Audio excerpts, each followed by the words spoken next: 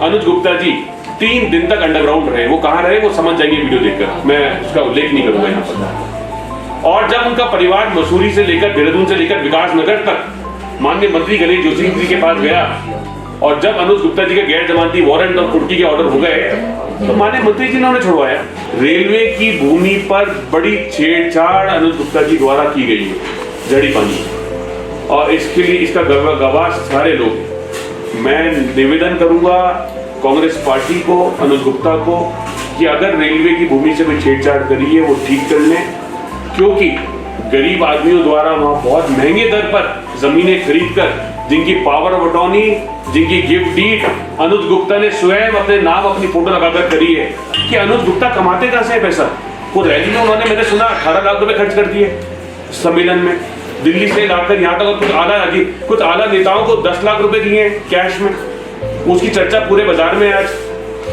और कुछ अधिकारियों को दिल्ली से देहरादून और देहरादून दिल्ली हवाई जहाज से भेजने का टिकट, आना जाना, 5 स्टार होटल में रुके वहां दिल्ली में, जहां रुके, जिस गेस्ट हाउस में रुके, उसकी भी यहाँ पर रिकॉर्डिंग है। मंत्री गणेश जोशी का नाम इस्तेमाल करा जिससे कि बिल्लू थापली जी घर बैठ जाए, मनमोहन सिंह जी मल धनवंडी चले जाए, सोनिया गांधी जी देहरादून बैठ जाए, जिस प्रकार बोरा जी है वो अपने वार्ड नंबर बने रहे, और इस प्रकार से जो भी उनके कटवार नेता है वो चुनाव लड़ने की बात ना करें। और जो आला कमान है इनका कांग्रेस का, चाहे वो जो भी महिला है, जो भी इस समय हाँ जो भी है, उन लोगों पर इनकी ऐसी छवि जाए कि टिकट देने मिल जाए। माननीय मंत्री गणेश जोशी जी ने कभी ये नहीं कहा कि अनुज गुप्ता जी को दे।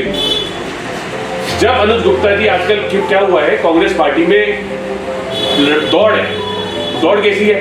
अनुज गुप्ता जी ने ज्वाइनिंग अभी करी पार्टी में, क्योंकि पार्टी छोड़ चुके थे, 2 व्यक्तिगत चुनाव हरा चुके हैं, विधानसभा में विपरीत काम कर चुके हैं। तो जब उन्होंने पार्टी ज्वाइन करी तो आला अधिकारी कांग्रेस पार्टी के आला नेताओं के सामने अपनी छवि सुधारने के लिए, छवि को प्रबल दिखाने के लिए उनका दायित्व, उनका क्या उन्होंने हथकंडा अपनाया?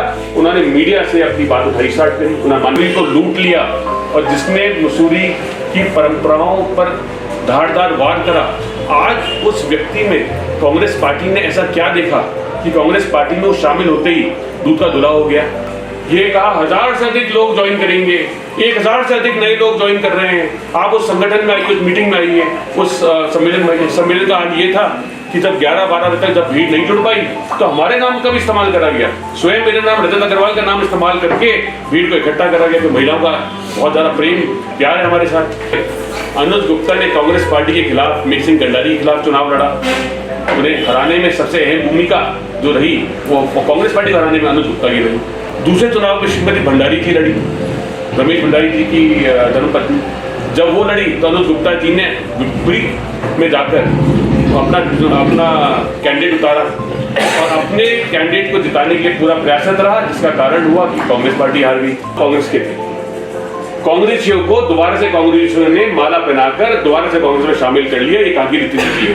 अगर आज हम ये करने आ जाए तो हम प्रति सैकड़ों, मैं कहता हूँ हजारों लोगों को आज संख्या में भाजपा का कार्यकर्ता सदस्यता ग्रहण करते। चलो आप सभी का बहुत बहुत धन्यवाद। आज भारतीय जनता पार्टी मसूरी मंडल द्वारा इस प्रेस वार्ता में आप सभी का स्वागत है। और ये प्रेस वार्ता मुख्य रूप से कांग्रेस पार्टी और अनुज गुप्ता द्वारा जिस प्रकार से टीका टिप्पणी हमारे माननीय मंत्री गणेश जोशी जी पर करी गई उसके जवाब में, वास्तविक रूप में अगर हम कहें तो ये मैं स्वयं नहीं करना चाह रहा, क्योंकि भारतीय जनता पार्टी का सिद्धांत, रीति नीति ये नहीं है कि हम लोग किसी भी तरह का उल्लेख गलत कार्य का या गलत दिशा में जा रहे लोगों का करें। हम एक सच्ची ईमानदार पार्टी है जो जनता की सेवा में तत्पर है। लेकिन क्योंकि शुरुआत कांग्रेस पार्टी ने की है तो जवाब देना राष्ट्रीय पार्टी होने के नाते हमारा दायित्व बनता है, कर्तव्य बनता है। और इस दायित्व कर्तव्य में सबसे पहले मैं कांग्रेस पार्टी के समस्त कार्यकर्ताओं से, आला नेताओं से ये पूछना चाहूँगा कि जिस अनुज गुप्ता की का व्याख्यान वो भ्रष्ट नेता के रूप में करते आए हैं पिछले 10 साल से, जिस अनुज गुप्ता का व्याख्यान वो इस प्रकार से करते हैं कि सबसे भ्रष्ट नेता जो आया और जिसने मसूरी को लूट लिया और जिसने मसूरी की परंपराओं पर धारदार वार करा, आज उस व्यक्ति में कांग्रेस पार्टी ने ऐसा क्या देखा कि कांग्रेस पार्टी में वो शामिल होते ही दूध का धुला हो गया? इसका मतलब कांग्रेस पार्टी में कोई वॉशिंग मशीन लगी है। आपने ये लाइन सुनी भी होगी, लेकिन आज मैं कांग्रेस पार्टी की लाइन दोहराना चाहूँगा कि ऐसा व्यतीत होता है कि कांग्रेस पार्टी के पास कोई ऐसी वॉशिंग मशीन है कि जिसमें भ्रष्ट से भ्रष्ट आदमी जाकर दूध का धुला हो जाता है, साफ सुथरा हो जाता है। तो इस बात के उल्लेख से मैं आपको बताना चाहूँगा कि जो व्यक्ति, जो पार्टी अनुज गुप्ता की बुराई करती थी, अनुज गुप्ता को लेने के बाद आज उसको साफ स्पष्ट रूप से साफ सुथरा कहती है। पिछले चुनावों में अनुज गुप्ता ने कांग्रेस पार्टी के खिलाफ मेघ सिंह कंडारी के खिलाफ चुनाव लड़ा। उन्हें हराने में सबसे अहम भूमिका जो रही वो कांग्रेस पार्टी को हराने में अनुज गुप्ता की रही। दूसरे चुनाव में श्रीमती भंडारी जी लड़ी, रमेश भंडारी जी की धर्मपत्नी। जब वो लड़ी तो अनुज गुप्ता जी ने विपरीत में जाकर अपना कैंडिडेट उतारा और अपने कैंडिडेट को जिताने के लिए पूरा प्रयासरत रहा, जिसका कारण हुआ कि कांग्रेस पार्टी हार गई। तो कांग्रेस पार्टी का इतना बुरा हाल हो गया है कि वो जो व्यक्ति कांग्रेस पार्टी पे वार करता है, जो व्यक्ति कांग्रेस पार्टी को हराना चाहता है, उसी व्यक्ति को पार्टी अपने साथ मिलकर ऐसा सोचती है कि हमने पता नहीं कहाँ पे, क्या कहते हैं, कद्दू पे तीर मार दिया, हिंदी में कहावत। तो बहुत ही शर्म की बात है, राष्ट्रीय पार्टी को ऐसा नहीं करना चाहिए। साथ में उन्होंने अभी एक सम्मेलन करा, बहुत भव्य सम्मेलन, जिसको नाम दिया, एक सप्ताह से उसका प्रचार करा। ये कहा 1000 से अधिक लोग ज्वाइन करेंगे, 1000 से अधिक नए लोग ज्वाइन कर रहे हैं। आप उस संगठन में आइए, उस मीटिंग में आइए, उस सम्मेलन में आइए। सम्मेलन का हाल ये था कि जब 11-12 बजे तक जब भीड़ नहीं जुड़ पाई तो हमारे नाम का भी इस्तेमाल करा गया। स्वयं मेरे नाम रजत अग्रवाल का नाम इस्तेमाल करके भीड़ को इकट्ठा करा गया। तो महिलाओं का बहुत ज़्यादा प्रेम प्यार है हमारे साथ। ये कहा गया कि रजत वहाँ सिलेंडर बांट रहे हैं, रजत अग्रवाल वहाँ राशन बांट रहे हैं, रजत अग्रवाल वहाँ खाना खिला रहे हैं। तो हमारे जो जनप्रतिनिधि थे, उन्होंने जब ऐसी बात की तो लोग आए। लेकिन स्वाभाविक रूप से कांग्रेस के नाम पे भी आएंगे, अनुज गुप्ता के नाम पे भी आएंगे। लेकिन एक तथ्य जो अनुज गुप्ता कहते रहे एक सप्ताह पहले से, पूर्व से, कि 1000 लोग से अधिक पार्टी ज्वाइन करेंगे, तथ्य बिल्कुल गलत था। उसमें ये भी कहा गया कि भाजपा के कई लोग ज्वाइन कर रहे हैं। लेकिन मैं आपको बताना चाहूंगा कि कुछ आम आदमी पार्टी के कार्यकर्ताओं ने अवश्य कांग्रेस की विचारधारा से जुड़कर कांग्रेस की सदस्यता ली, लेकिन भारतीय जनता पार्टी का कोई भी सदस्य वहां नहीं गया। अगर कोई गया है तो सूची हमें दे दे। और 1000 नाम लेने की सूची बिल्कुल गलत है। हमारे लोग वहां थे, प्रेस के, हमारे मीडिया के आप सम्मानित साथी वहां थे। आप लोगों की वीडियो के जरिए से, लाइव वीडियो के जरिए से हमने देखा कि उसमें बहुत ही चुनिंदा कुछ महिलाओं ने, कुछ पुरुषों ने सदस्यता ली। और खास बात, उल्लेखनीय बात, उन लोगों ने सदस्यता ली जो लोग कांग्रेस के थे। कांग्रेसियों को दोबारा से कांग्रेसियों ने माला पहनाकर दोबारा से कांग्रेस में शामिल कर लिया। ये काफी रीति है। अगर आज हम ये करने आ जाए तो हम पति सैकड़ों, मैं कहता हूँ हजारों लोगों को आज संख्या में भाजपा का कार्यकर्ता सदस्यता ग्रहण कर। तो मुख्य रूप से वो कार्यकर्ता सम्मेलन इनका फेल था और उस प्रारूप पे भी हमने कुछ नहीं बोला। लेकिन आज मैं एक साफ वार्निंग देना चाहूँगा, अगर कांग्रेस पार्टी के द्वारा कोई भी बात, किसी भी तरह की टीका टिप्पणी, किसी भी बात का प्रहार हमारी पार्टी पर, वो मेरे पर करे, मुझे कोई आपत्ति नहीं। लेकिन अगर पार्टी पे, भारतीय जनता पार्टी की प्रतिनिधि होने के नाते माननीय विधायक जी पर, माननीय मंत्री जी पर अगर कोई करते हैं तो उसका जवाब पुरजोर तरीके से दिया जाएगा। जहाँ तक बात रही, बहुत बड़ी बात है, गणेश जोशी जी, माननीय मंत्री गणेश जोशी जी ने कहा गया कि उन्हें जेल भेजना चाहते हैं। मैं संक्षेप में बताना चाहूंगा, माननीय मंत्री गणेश जोशी जी ने कभी ये नहीं कहा कि अनुज गुप्ता जी को जेल भेजना। जब अनुज गुप्ता जी, आजकल क्या हुआ है, कांग्रेस पार्टी में दौड़ है। दौड़ कैसी है? अनुज गुप्ता जी ने ज्वाइनिंग अभी करी पार्टी में, क्योंकि पार्टी छोड़ चुके थे, दो व्यक्तिगत चुनाव हरा चुके हैं, विधानसभा में विपरीत काम कर चुके हैं। तो जब उन्होंने पार्टी ज्वाइन करी तो आला अधिकारी कांग्रेस पार्टी के आला नेताओं के सामने अपनी छवि सुधारने के लिए, छवि को प्रबल दिखाने के लिए उनका दायित्व, उनका क्या उन्होंने हथकंडा अपनाया, उन्होंने मीडिया से अपनी बात उठाई स्टार्ट करी। उन्होंने माननीय मंत्री गणेश जोशी का नाम इस्तेमाल करा, जिससे कि बिल्लू थापली जी घर बैठ जाए, मनमोहन सिंह जी मल धनवंडी चले जाए, सोनिया आनंद जी देहरादून बैठ जाए, जिस प्रकार बोरा जी है वो अपने वार्ड नंबर बने रहे, और इस प्रकार से जो भी उनके कटवार नेता है वो चुनाव लड़ने की बात ना करें। और जो आला कमान है इनका, कांग्रेस का, चाहे वो जो भी महिला है, जो भी इस समय हाँ जो भी है, उन लोगों पर इनकी ऐसी छवि जाए कि टिकट देने मिल जाए। तो मैं ये बताना चाहूँगा, ये सपने हैं, सपने ही रहेंगे, ऐसा कुछ नहीं होने वाला है। कांग्रेस पार्टी से मुझे कोई मतलब नहीं है किसी को टिकट दे, पर ये सारा जो ढकोसला है माननीय मंत्री जी का नाम इन्वॉल्व करने का, सिर्फ इसलिए जिससे उन्हें टिकट मिलने में आसानी है। और जेल जाने की जहाँ तक बात है, जेल देखिए, अगर मैं गलत करूंगा तो मुझे भी जेल अवश्य जाना चाहिए, ये हमारा संविधान कहता है, हमारा कानून कहता है। और अनुज गुप्ता जी ने एक बैठक में प्रेस के सामने यही कहा कि अगर मैंने गलत किया हो तो मुझे जेल भेज दीजिए, ऐसे कहा, मुझे गलत किया मुझे जेल भेज दीजिए। तो माननीय मंत्री जी से जब हमारे प्रेस के साथियों ने पूछा कि क्या अनुज गुप्ता जी कह रहे हो जेल जाएंगे, क्या कहते हैं आप, मुझे ठीक है गलत कर रहा होगा तो जेल जाएगा। मंत्री जी का कहना स्वाभाविक रूप से ये था, माननीय मंत्री जी एक सामाजिक देशभक्त है, इस पार्टी के कर्मठ कार्यकर्ता हैं, इस प्रदेश के एक समाज सेवी हैं, एक मंत्री हैं, और उस मंत्री होने के दायित्व के नाते उन्होंने एक बात कही कि जो गलत करेगा वो जेल जाएगा। और जब जेल जाने की उन्होंने बात कही और करी तो उसको अनुज गुप्ता जी ने मीडिया से बाइट उठाकर इस प्रकार से ले लिया जिससे उसका एडवांटेज, उनका फायदा उसको उनको मिला। एक मील का पत्थर वो अपने आप को दिखाएं पार्टी आला कमान में, देखिए मैंने गणेश जोशी के खिलाफ बोल दिया। इसके मैं आज ज्यादा नहीं बोलूंगा क्योंकि ये अब सिलसिला जारी रहेगा। 3 आपको उदाहरण देता हूँ आज सिर्फ जेल भेजने की, जो अनुज गुप्ता जी के खिलाफ हो सकते थे और हुए नहीं। 2011-12 में अनुज गुप्ता जी 3 दिन तक अंडरग्राउंड रहे। वो कहाँ रहे वो समझ जाएंगे वीडियो देखकर, मैं उसका उल्लेख नहीं करूंगा यहाँ पर। और जब उनका परिवार मसूरी से लेकर देहरादून से लेकर विकास नगर तक माननीय मंत्री गणेश जोशी जी के पास गया और जब अनुज गुप्ता जी के गैर जमानती वारंट और कुर्की के ऑर्डर हो गए तो माननीय मंत्री जी ने उन्हें छुड़वाया। आज वो बोलते नहीं छुड़वाया, मैं हमारे पास सबूत है उस बात का।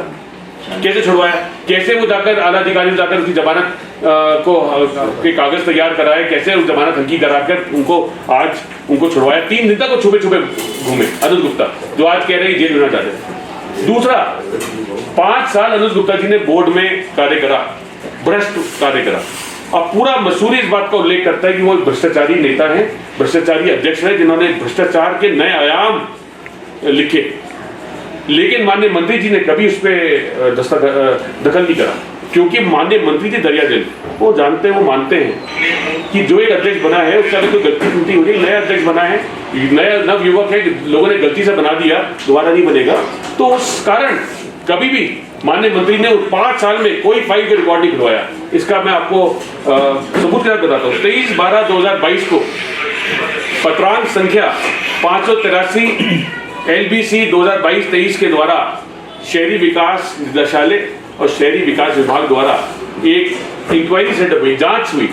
उस जांच में कहा गया कि अनुज गुप्ता जी के द्वारा इको फ्री बैरियर में बड़ी गड़बड़ी की इसके सबूत मिले, बड़ी गड़बड़ी की गई है, जिसके खिलाफ जांच बैठाई जाती है। साथ में दूसरे पत्रांक 12/7/2023 के शहरी विकास निदेशालय और विभाग द्वारा ये कहा गया कि इको फ्री बैरियर में, झील में, लाइब्रेरी पार्किंग में, रोपवे में, म्यूजियम में, फाउंटेन में, झूले में, अन्य कई जगहों पर अनुज गुप्ता द्वारा अनियमितताएं करी गई, जिसके कारण उनके खिलाफ कार्रवाई की जाती है, कार्रवाई की जानी चाहिए, उसका उल्लेख है। लेकिन देखिए फिर से दरिया दिली, इंसानियत, माननीय मंत्री जी ने कहा कोई बात नहीं, गलती टूटी हर एक से होती है, उसको पूरा समय दिया।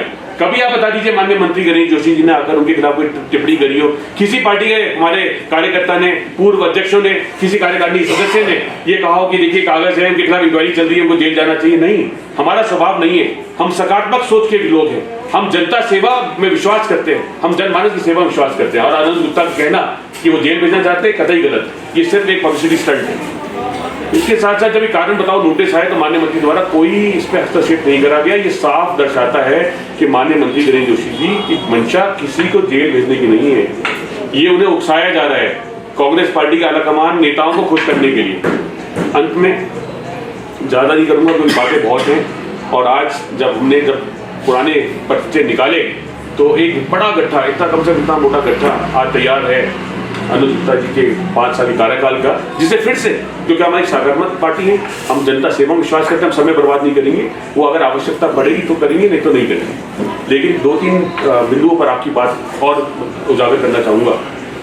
पिछले 5 साल की बोर्ड, अनुज गुप्ता जी की बोर्ड ने वेंडिंग जोन के नाम पर 50 से अधिक दुकानें बनाई। ये बात मैंने पहले भी कही, फिर दोहरा रहा हूँ। आज वेंडर जोन की जो समस्या है, जो आके तुरंत खड़े हो जाते हैं, यहाँ वेंडर जोन नहीं बनेगा, वहां वेंडर जोन नहीं बनेगा, वहां वेंडर जोन नहीं बनेगा।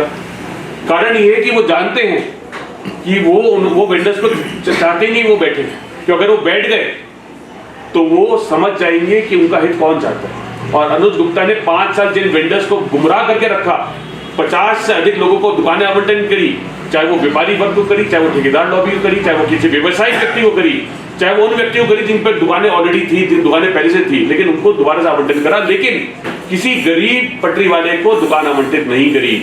तो इसका एक बहुत बड़ा प्रश्न चिन्ह उनके 5 साल के कार्यकाल पे जाता है। साथ में अंतिम बिंदु आज के लिए, रेलवे की भूमि पर बड़ी छेड़छाड़ अनुज गुप्ता जी द्वारा की गई है, जड़ी पानी, और इसके लिए इसका गवाह सारे लोग हैं। मैं निवेदन करूंगा कांग्रेस पार्टी को, अनुज गुप्ता को, कि अगर रेलवे की भूमि से भी छेड़छाड़ करी है वो ठीक कर लें, क्योंकि गरीब आदमियों द्वारा वहाँ बहुत महंगे दर पर जमीनें खरीदकर, जिनकी पावर ऑफ अटॉर्नी, जिनकी गिफ्ट डीड अनुज गुप्ता ने स्वयं अपने नाम अपनी फोटो लगाकर करी है, तो एक बड़ा पर्दाफाश होगा, जिसका खमियाजा अनुज गुप्ता और उसके साथियों को नहीं होगा, इसका खमियाजा सिर्फ जड़ी पानी के उन गरीब लोगों को होगा जिन्होंने अपने मेहनत के पैसे से वो जमीन खरीदी। तो उसको सुधारने की बहुत बड़ी आवश्यकता है, और कांग्रेस पार्टी और अनुज गुप्ता इस ऐसी टीका टप्पणी से बचें, और वास्तविक रूप में अगर वो लड़ना चाहते हैं तो वो जमीन पर आकर, सड़कों पर उतरकर आम जनता की सेवा करें, सच्चे भाव से सेवा करें, और तब आगामी चुनावों में आमने सामने आकर जीत हासिल करने के लिए कार्य करने का प्रयास करें।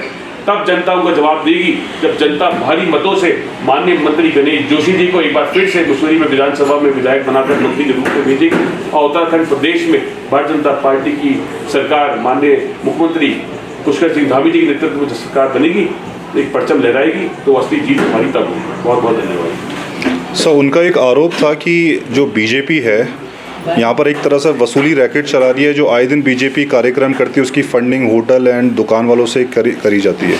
देखिए, मैं पिछले 17 वर्ष से व्यापार मंडल का अध्यक्ष भी हूँ। बोलना तो नहीं चाहिए था, बीजेपी का प्लेटफॉर्म है, क्योंकि मैं कभी व्यापार मंडल में कांग्रेस बीजेपी नहीं देखता, लेकिन कोई एक व्यापारी, मेरा भाई, मेरी बहन, मेरी माता ये बता दे कि माननीय मंत्री गणेश जोशी जी ने या एमडीडीए ने किसी से पैसे जबरन मांगे हो, लिए हो और उनका शोषण किया हो, पहली बात। दूसरी बात, होटल स्वामी जो हैं, कोई ये जाकर बता दे किसी का काम कहीं रुका हो, कोई परेशानी आई है जिसपे गणेश जोशी जी का नाम आया हो। माननीय मंत्री गणेश जोशी स्वयं कई बार एनजीटी से, पीसीबी से, national green tribunal, pollution control board से, एनएच से होटल स्वामियों को, होमस्टे स्वामियों को, हमारे गरीब परिवार के सदस्य से जिन्होंने अपने घर रोड साइड बनाए, उनकी हमेशा मदद करी है। मेरे संज्ञान में कोई ऐसा वाकया नहीं है। अगर कोई ऐसा वाकया वो पुख्ता सबूत से लाते हैं तो हम देखते हैं। ये सिर्फ एक ख्वाबी पुलाव है। जैसे ही मैं आपको एग्जाम्पल देता हूँ, मेरे मन में ख्वाबी पुलाव अभी भी पक गया आपसे बात करते करते। वो ये है कि अनुज गुप्ता कमाते कहाँ से है पैसा। वो रैली में उन्होंने, मैंने सुना, 18 लाख रुपए खर्च कर दिए सम्मेलन में, दिल्ली से लाकर यहाँ तक, और कुछ आला नेताओं को 10 लाख रुपए दिए हैं कैश में। उसकी चर्चा पूरे बाजार में है आज। और कुछ अधिकारियों को दिल्ली से देहरादून और देहरादून दिल्ली हवाई जहाज से भेजने का टिकट, आना जाना, 5 स्टार होटल में रुके वहाँ दिल्ली में, जहाँ रुके, जिस गेस्ट हाउस में रुके, उसकी भी यहाँ पर रिकॉर्डिंग है। तो क्या इसका खर्चा कहाँ से आता है? तो क्या इसका मतलब मैं समझूं कि रेलवे भूमि में गिफ्ट डीड में जो गिफ्ट डीड हुई है और जो जालसाजी हुई है उसका पैसा फंडिंग वहाँ से आ रही है?